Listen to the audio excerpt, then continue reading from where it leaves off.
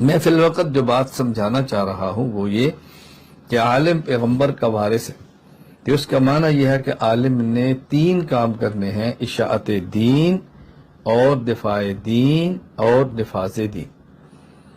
میں ان کا جو خلاصہ آپ کی خدمت میں پیش کروں گا وہ میں ان لفظوں میں پیش کروں گا کہ اب ہم نے جو کام کرنا ہے، جو انبیاء علیہ السلام نے کیا ہے امت میں، ہمارے سامنے امت کے افراد 2 قسم کے ہیں۔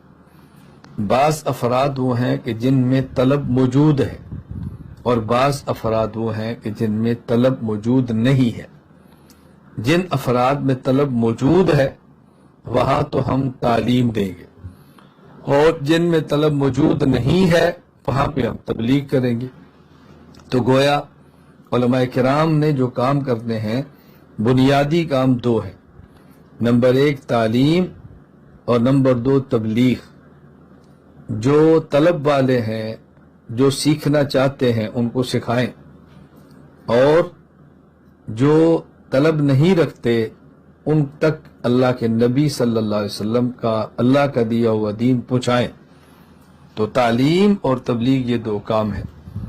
اللہ کے دین کی طالبین دین کو تعلیم، اور اللہ کے دین کی غیر طالبین دین کو تبلیغ۔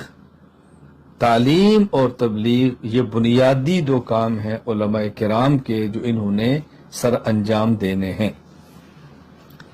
اب ظاہر ہے تعلیم اللہ کے دین کی ہوگی اور تبلیغ بھی اللہ کے دین کی ہوگی، لیکن خود عالم کو فائدہ کب ہوگا؟ جب اللہ کے دین کی تبلیغ اللہ کے لیے ہوگی اور اللہ کے دین کی تعلیم اللہ کے لیے ہوگی، پھر عالم کو فائدہ ہوگا۔ عالم کو فائدہ، میری بات اچھی طرح ذہن نشین فرما لیں کہ علماء کرام کے جو بنیادی کام ہیں وہ 2 ہیں۔ نمبر 1 اللہ کے دین کی تعلیم، نمبر 2 اللہ کے دین کی تبلیغ۔ خود عالم کو اس تعلیم اور دین کا فائدہ کب ہوگا؟ جب اللہ کے دین کی تعلیم اللہ کے لیے ہوگی اور اللہ کے دین کی تبلیغ اللہ کے لیے ہوگی۔ اگر اللہ کے دین کی تعلیم اور اللہ کے دین کی تبلیغ اللہ کے لیے نہ ہوئی تو اللہ کے دین کا فائدہ ہوگا، لوگوں کا فائدہ ہوگا، لیکن معلم اور مبلغ کا اپنا فائدہ نہیں ہوگا۔ معلم اور مبلغ اپنا فائدہ تب ہوگا جب جس اللہ کی دین کی تعلیم ہے اسی اللہ کے لیے ہو، اور جس اللہ کے دین کی تعلیم ہے اسی اللہ کے لیے ہو، تو پھر معلم اور مبلغ کا فائدہ ہوگا۔ اب ضروری ہے کہ ہم دین کا کام اس طرح کریں کہ اس کا ہمیں فائدہ ہو۔ کبھی انسان دین کا کام کرتا ہے اور اس کو خود فائدہ نہیں ہوتا۔ حضور اکرم صلی اللہ علیہ وسلم نے ارشاد فرمایا: ان اللہ لیؤید ھذا الدین بالرجل الفاجر۔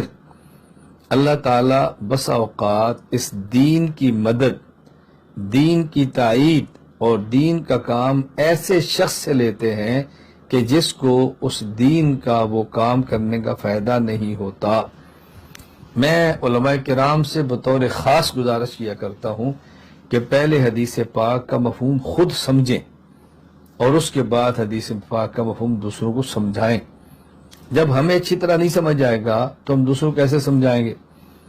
عام طور پر ان اللہ لیؤید ھذا الدین بالرجل الفاجر کا معنی یہ کیا جاتا ہے کہ بس اوقات اللہ تعالیٰ اپنے دین کا کام فاسق اور فاجر سے بھی لے لیتے ہیں، فاسق اور فاجر سے بھی لے لیتے ہیں۔ بات اچھی طرح سمجھے، یعنی کبھی مسجد کی تعمیر کے لیے پیسے داڑھی منڈا دے دے گا، اور کبھی دین کا کام بے دین کر دے گا۔ اس حدیث پاک کا مفہوم سمجھیں۔ اس حدیث پاک کا مفہوم یہ ہے کہ یہاں فاجر سے مراد یہ نہیں ہے کہ وہ شخص جو دین پر عمل نہ کرتا ہو، یہاں فاجر سے مراد یہ ہے کہ وہ شخص جو کام کر رہا ہے اس کام کا اس کو فائدہ نہ ہو، اس کام کا اس کو اجر نہ ملے، تو گویا وہ کام کرنے کے باوجود بھی بے عمل ہی رہتا ہے۔ کیوں؟ شریعت میں تو با عمل کا معنی وہ ہوتا ہے، اس عمل کا انسان کو فائدہ پہنچے۔ اگر کوئی انسان کام کرے اور اس کام کا اجر نہ ملے تو شریعت اس کو باعمل شمار نہیں کرتی، وہ باعمل نہیں ہے، وہ باعمل نہیں ہے۔ باعمل تب ہوگا اس عمل کا اس کو نفع۔ اس کا معنی کیا ہے؟ مثال کے طور پر ایک شخص مسجد کی تعمیر کراتا ہے، لیکن مسجد کی تعمیر اس لیے نہیں کراتا کہ اللہ راضی ہوں، اس لیے کراتا ہے کہ اس کو شہرت ملے، اس کی واہ واہ ہو، اس کا چرچا ہو۔ اب دیکھ اس نے مسجد کی تعمیر کرا دی لیکن اس کو اس کا اجر نہیں ملا۔ یہ ہوگا ان اللہ لا یؤید ھذا الدین بالرجل الفاجر، کہ مسجد کی تعمیر ایسے شخص سے ہوگی کہ جس کو مسجد کی تعمیر کرنے کا خود اجر نہیں ملا۔ اللہ کے دین کی تعلیم اور اللہ کے دین کی تبلیغ کا عالم کو فائدہ تب ہوگا کہ جب وہ اللہ کے دین کی تعلیم اور اللہ کے دین کی تبلیغ اللہ کے لیے کرے گا۔